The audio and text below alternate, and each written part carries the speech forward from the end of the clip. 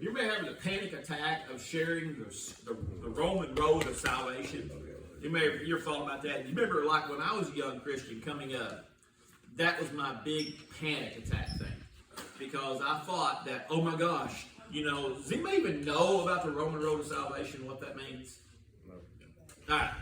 So it's a Baptist thing. It's called the Romans Road. You can Google it. And it tells you through all the scriptures that points to salvation.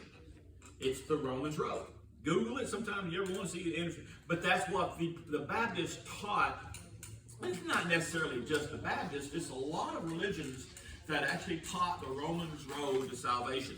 It tells the story of, Amber, you remember the Romans Road, don't you? You've heard that phrase, haven't you, of salvation? Yes. Okay.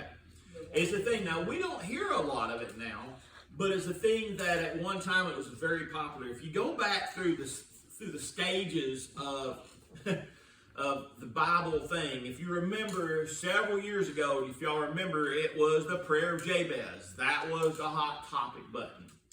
Then if you go back a little bit further, you'll remember, what would Jesus do? WWJD. These are all different little evolutions of Christian, I don't know the right word that I'm going to try to search for this one, but it was the topic of the day. In other words, it was a thing, AJ, at that season was very popular. You could go to, like during the prayer of Jabez thing, when that was all happening, it was the dude who actually wrote the book, The Purpose-Driven Church, and all that. It was all centered around that, and all the churches got upon that. It was much like how many old churches today have centered their services, and Happy Mother's Day to all you mothers, and already you've been a mother several times, so. Right. Thank you.